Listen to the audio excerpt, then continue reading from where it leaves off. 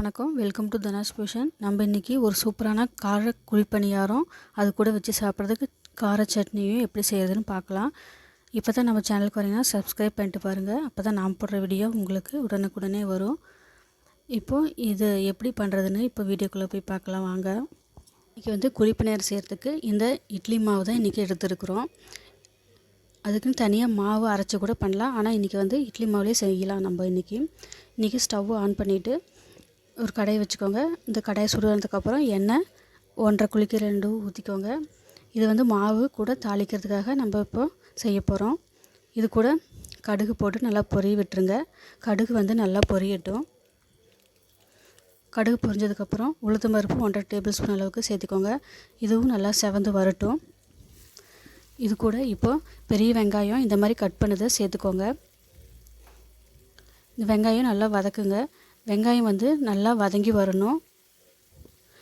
ரொம்ப வதங்கணும்னு அவசியம் கிடையாது, கலர் சேஞ்ச் ஆகணும் அவசியம் கிடையாது. நல்லா வெந்து வந்தால் போதும். அந்த அளவுக்கு இதை வதக்கிக்கோங்க. இது வதங்குறப்போ இது கூட காரத்துக்கு தகுந்த 3 பச்சை மிளகா இந்த மாதிரி ஸ்லைஸ் பண்ணிவிட்டு சேர்த்துக்கோங்க. உங்கள் காரத்துக்கு தகுந்த மாதிரி போட்டுக்கோங்க. இஞ்சி வந்து இந்த மாதிரி துருவிட்டு சேர்த்துக்கோங்க. இது கூடவே கருவேப்பிலை இலைகள் கொஞ்சம் சேர்த்துக்கோங்க. சேர்த்துட்டு இதை வந்து நல்லா வதக்குங்க.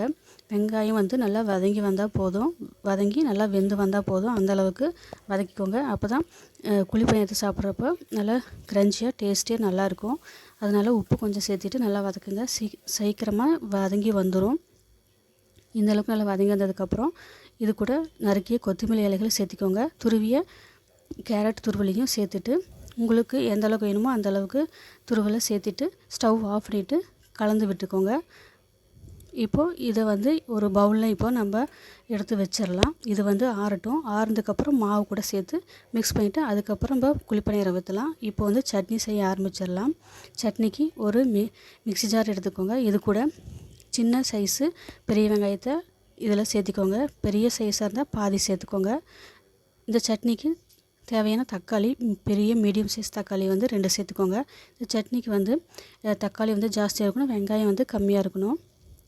இப்போ பூண்டு, புளி, நெல்லிக்காய் அளவுக்கு இஞ்சி இந்த மாதிரி எல்லாம் சுத்தம் பண்ணிவிட்டு சேர்த்துக்கோங்க.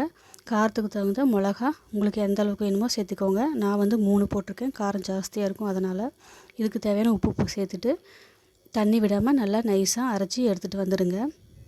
இந்த மாதிரி அரைச்சிட்டு எடுத்து வந்தாச்சு. இப்போது நம்ம வந்து ஸ்டவ் ஆன் பண்ணிக்கலாம். அதே கடையில் எண்ணெய் கொஞ்சம் 1 குழிக்கு 2 ஊற்றிக்கோங்க. இது இப்போ வந்து இந்த சட்னிக்கு தாளிக்க ஆரம்பிச்சிடலாம். கடுகு 1 டேபிள் ஸ்பூன் சேர்த்துக்கோங்க. கடுகு வந்து நல்லா பொரியட்டும். கடுகு நல்லா பொரிஞ்சதுக்கு அப்புறமா உளுத்தம்பருப்பு 1 டேபிள் ஸ்பூன் அளவுக்கு சேர்த்துக்கோங்க. இது வந்து நல்லா செவந்து வந்ததுக்கப்புறம் கருவேப்பிலை இலைகள் சேர்த்துக்கோங்க. ஒரே ஒரு வரமிளகா சேர்த்துட்டு கடைசியாக வந்து பெருங்காயத்தூள் 1/2 டேபிள் ஸ்பூன் அளவுக்கு சேர்த்திக்கோங்க. சேர்த்துட்டு இதை வந்து வேறு ஒரு பவுலில் தாளிச்சதை எடுத்து வச்சிடலாம். இதை எடுத்து வச்சுட்டு இப்போது இதே கடாயிலே வந்து நம்ம இந்த அரைச்சி வச்சுருக்கிற பேஸ்ட்டை சேர்த்துட்டு நம்ம வதக்க போகிறோம். அதனால் கடாய் சூடானதுக்கப்புறம் எண்ணெய் 1 குழிக்கு 2 ஊற்றிக்கோங்க. எண்ணெய் சூடானதுக்கப்புறம் நம்ம அரைச்சி வச்சுக்கிற பேஸ்ட்டையும் இது கூட சேர்த்துருங்க. இந்த தக்காளி பேஸ்ட்டு வந்து நல்லா வதங்கி வரணும். அதே சமயம் இதோட பச்சை வாசனை போய் இந்த தண்ணியெல்லாம் நல்லா வற்றி வரணும். அப்போ தான் சட்னி வந்து நல்லா டேஸ்ட்டாக ரொம்ப நல்லாயிருக்கும். இது வந்து ஒரு 10 நிமிஷத்தில் செஞ்சிடலாம் நம்ம இந்த சட்னியை. இப்போ நல்லா 10 நிமிஷத்தில் வதங்கி வந்துருச்சு. இப்போது வேறு ஒரு பவுலில் இப்போ நம்ம எடுத்து வச்சிடலாம். பவுலில் மாற்றி வச்சுட்டு நம்ம தாளிச்சதையும் சேர்த்து வச்சுட்டு இப்போ வந்து சட்னி வந்து நம்மளுக்கு ரெடி ஆயிடுச்சு. அடுத்ததான் நம்ம குழிப்பணியாரம் செய்ய போகலாம். இப்போது நம்ம வதக்கி வச்சுருக்கிறதெல்லாம் நல்லா ஆறிடுச்சு. இந்த மாவு கூட நம்ம கொட்டிடலாம். இப்போது மாவு கூட கொட்டிட்டு இதை வந்து நல்லா கலந்து கொடுத்துக்கோங்க. இந்த குழிப்பணியாரத்துக்கு இன்றைக்கி இட்லி மாவில் நம்ம செய்ய போகிறோம். இதே வந்து இன்னொரு நம்ம தனியாக மாவு ஊற வச்சு அரைச்சி வச்சு கூட செய்யலாம். இன்றைக்கி வந்து நம்ம இதில் செய்யலாம் இந்த கார குழிப்பணியாரம். இது நல்லா கலந்து கொடுத்துட்டு இந்த மாதிரி நல்லா கலந்து இந்த மாதிரி கெட்டியாக இருக்கணும், ரொம்பவும் கெட்டியாக இருக்கக்கூடாது. அப்புறம் மாவு வந்து உள்ளே வந்து வேகாமல் இருக்கும். இப்போ வந்து ஸ்டவ் ஆன் பண்ணிட்டு குழிப்பணியாரம் வச்சிடலாம். இது நான்ஸ்டிக்குங்கிறனால ஸ்டவ் ஆன் பண்ணுறதுக்கு முன்னாடி எண்ணெய் விட்டுக்கோங்க. எண்ணெய் வந்து கொஞ்சம் ஜாஸ்தி இருந்தால் தான் குழிப்பணியாரம் நல்லாயிருக்கும். எண்ணெய் நல்லா விட்டுக்கோங்க. எண்ணெய் நல்லா காயட்டும். எண்ணெய் நல்லா காஞ்சதுக்கப்புறம் நம்ம வந்து மாவை வந்து ஒவ்வொரு குழியில் ஊற்றிடலாம். இப்போ மாவுன்னு பார்த்திங்கன்னா வந்து ரொம்ப கெட்டியாகவும் இருக்கக்கூடாது. தண்ணியாகவும் இருந்துச்சுன்னா எண்ணெயெல்லாம் நல்லா உறிஞ்சிரும். அதனால் இந்த அளவுக்கு நல்லா கரைச்சிக்கோங்க. கரைச்சிட்டு இப்போ எல்லாத்தையும் குழியில் ஊற்றிக்கோங்க.